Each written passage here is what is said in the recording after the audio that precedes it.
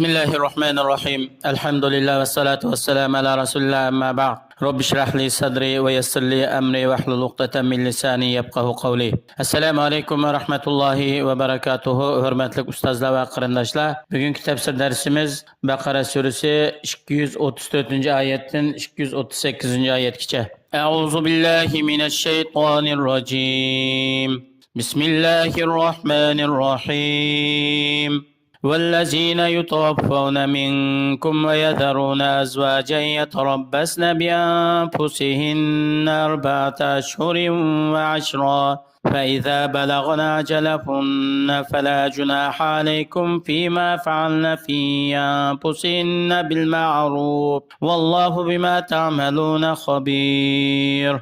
Özü opat olup ketip ayallar qapqagan kişiler, yani eri opat olup ketken ayallar, ular agar hamildar bulmay qalsa, öz nefside yani 4 ay 10 gün iddet tutudu. Bu ular üçün zörül, yani periz boğan emellerinin biri. Yani eri ölüp ketkenden keyin ayallar hamildar bulmagan bolsa, eriga 4 ay 10 gün iddet tutudu. Bu jarayonda ayal erining uydan behuda quruq sirtlarga chiqish va turli zinatlarni qilish, girimlarni qilib sirtlarga chiqish va hatto boshqalar bilan to'y qilishga tushish degandek mandaq ishlarni qilishi ayollarga cheklanadi.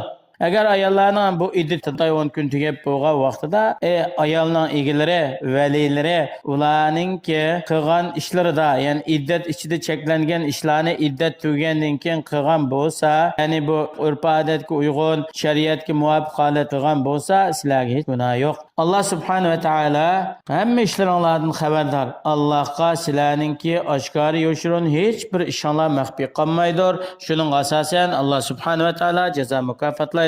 ولا جناح عليكم فيما عرضتم به من خطبة النساء أو أكننتم في أنفسكم علم الله أنكم ستذكرونهن ولكن لا تواعدوهن سرا إلا أن تقولوا قولا معروفا ولا تعزموا عقدة النكاح حتى يبلغ الكتاب أجله واعلموا أن الله يعلم ما في أنفسكم فاحذروه واعلموا أن الله غفور رحيم. Ey erlar, sizlarningki eri o'lib qolgan yoki 3 qitim taloq bo'lib eri bilan ham diyorish mumkin bo'lmaydigan mandaq ayollar bo'lib qolsa, bular iddat tutayotgan mezgilida ularga ochiq oshkora to'y qilishni bildiradigan mandaq gapni qilsanglar to'g'ri bo'lmaydi.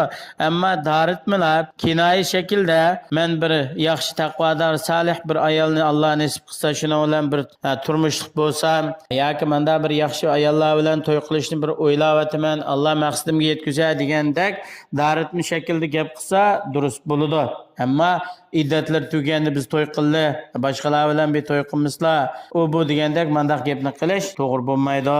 Yani masalan, iddatingiz tuganda men xabar beraman, men uyingizga elchi kirgizay degandek. Ammo maxfiy o'zining ko'nglida o ayol bilan bir to'y qilg'isi bor. O ayol hamda iddatning ichida bo'lgandan keyin iddat tugagan vaqtida cho'qim men bir to'y qilaman deydigan ishni ko'ngliga puksa, buningda hech qanday bir masala yo'q. Alloh subhanahu va taolo sizlarningki bu so'zni o ayollar bilan to'y qilishga bo'lgan rag'batingiz kuchli bo'lganlikdan keyin iddat to'shqanda deydiganligini biladi.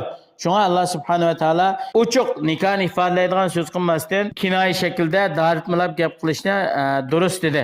Unda bo'lgandan ayollar iddatiga turayotgan vaqtida ular bilan to'y qilishga maxfiy va'da qilib olish va yoshirin deyishib olish to'g'ri bo'lmaydi.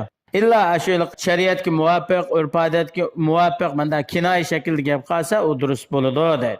Chunki o iddat tutayotgan mezgilda nikoh aqdisi qilsa chigilmaydi. Agar ayol iddat tutibdi, iddat to'shmasda boshqa odam bilan to'y qilmoqchi bo'lsa, bu nikoh bo'lmaydi. Bilinglarki, Alloh subhanahu va taolo sizlarningki qalbingizga yo'shilgan ishlarni biladi. U bo'lsa, sizlarga Alloh subhanahu va taolo durust qilib bergan ish va sizlarni cheklagan ishlardan iborat. Bundan hazar qilinglar. Allah'ın buyruğu xilaf qilmanglar va bilinglarki, Alloh subhanahu va taolo bandalardan tövbe qilgan kishini kechirim qilguchidir va nihoyat halim, keng qo'rsaqdir. Alloh bandalarini azoblashga oldirmaydi.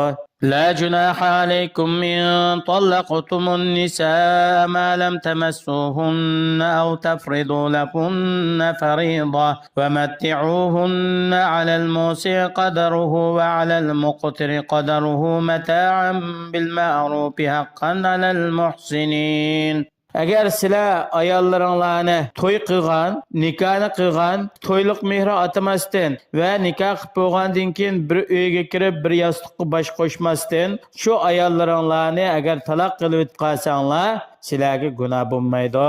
Hamda ayolni mushunda holatda taloq qilib etsanglar, masalan nikohni qilib bo'libdi, bir to'y kunning o'zida, shuning bilan bularning nikohi buzilib ketib, jidal majra gap so'zlar bo'lib, ayrilib ketibdi. Uningga to'yliqni bekitmabdi. Buni qanday qilamiz desa, haqiqatan erlarga butun to'yliq mehri berish kerak bo'lmaydi. Ularga ma'lum miqdorda bir ko'nglini oladigan, hamda ular bir to'y kunisi yinishib ketgandan keyin, ma qizningmi nihoyat ko'ngli bearam bo'ladi, ro'yi tushidi, yuz obro'yi to'kiladi. Shuning uchun ularning bir sungan ko'nglini ko'tarish va ularga biroz g'amxo'rlik muomala qilishni maqsad qilib, har bir odam, masalan, shu to'y qilmoqchi bo'lgan boy bo'lib qolsa, o'zining iqtisodiga yarasha, kambag'al bo'lib qolsa-mu, o'zining turmushiga ko'ra ma'lum miqdorda bir narsani berish kerak bo'ladi. Bu o'zining ish harakatlari, muomalarida men yaxshi qilman deydigan odam uchun shariatda bekitilgan ishlardan iborat.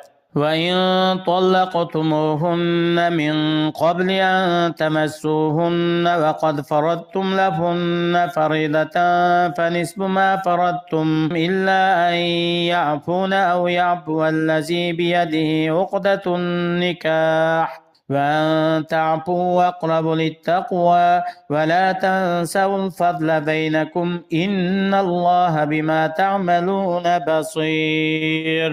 Allah sizlar ayollaringlarni taloq qildinglar. Ya'ni nikohni qilib bo'lib, bir uyga kirishdan ilgari ayolni taloq qilgan bo'lsanglar, ularga to'yliq olibkansizlar ma'lum miqdorida. U vaqtida sizlarga shu atagan to'yliq mehrininki yerimini ayollarga berish kerak bo'ladi. Yerim to'yliq mehrini berib, taloq qilib o'tgandan ayrilib ketsanglar bo'ladi. Bunday ayollarga iddat ketmaydi.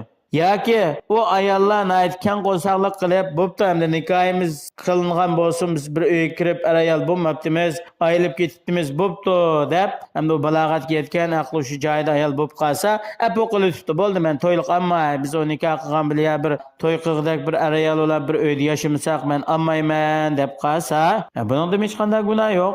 Yoki endi mard qilib, asli to'y qilgan batdi, biz shu banoy sabab bilan buni ayrilib ketib qoldik, taloq qilib soldim, bo'pti, men atgan to'yliqning hammasini sizga berib o'tay deb kang qo'saqlik qilsa, buningda hech qanday bir masala yo'q.